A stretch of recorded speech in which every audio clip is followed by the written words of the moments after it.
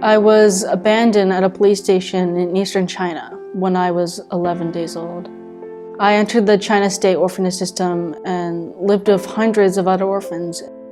This is the person who was my primary caregiver for the first 13 months of my life. She has albinism and she was never adopted. I always wondered what her story was and what became of her. Michelle's caregiver is one of thousands of abandoned children in China with special needs who are never adopted. I was lucky because I was adopted. I can't imagine what my life would have been like had I never found a loving family.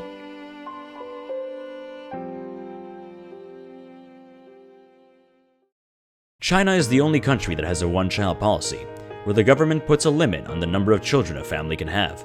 This created a surplus of abandoned girls due to the traditional preference for boys to carry on the family name and take care of elderly parents. The China adoption landscape has changed dramatically in the past 2 decades. Almost all of China's unwanted children have minor to severe medical needs. These include disabilities, deformities, and curable or incurable diseases. In 1993, most of the adoptees were healthy, but now 99% have some disabilities, and many of them actually have very severe disabilities. According to the China Child Welfare Policy Report, there has been an increase of 20,000 disabled orphans being abandoned every year. Matching special needs children with families is more challenging, and as a result, more children are staying institutionalized longer. Kids that have more lifelong issues or cognitive issues have a lot harder time finding families that are open to caring for a child in that way throughout their lifetime. As they wait, their chances of being adopted diminish. When China adoption began, most of the children who were adopted were infants. Now, children that who have been adopted 5, 7 years old, even 10 or nearly 14 years old.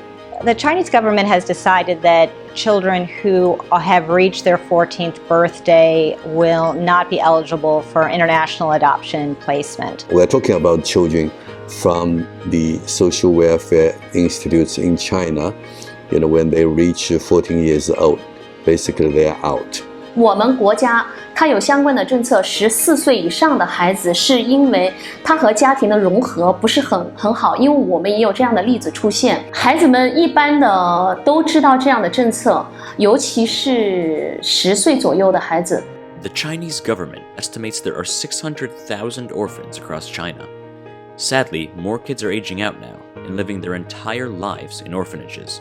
For those older kids, when they're getting 14 years old, they begin worry. They see, children from the orphanages being adopted, and when they age out for adoption, they may still live on campus, but some may be offered opportunity to turn to society with some governmental subsidies.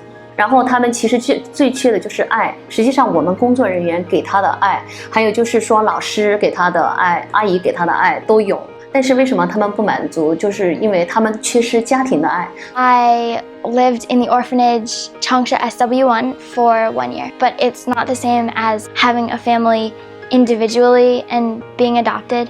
Without any parental guidance or support system, they are alone to face the future and are ill-equipped to live on their own. What will become of these kids? And what type of future will they have? With limited education and vocational training, many are only able to get menial jobs.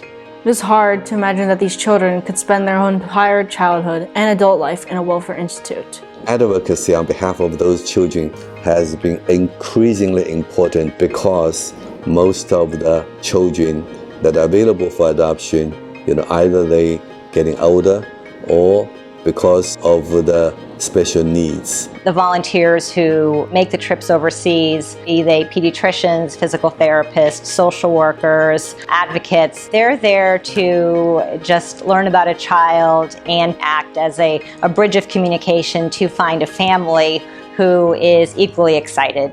The China orphan population is growing, and the need for adoptive families is greater than ever. Someone like her should have had the chance to be part of a family. And if there were someone to advocate for her, her life might have been drastically different.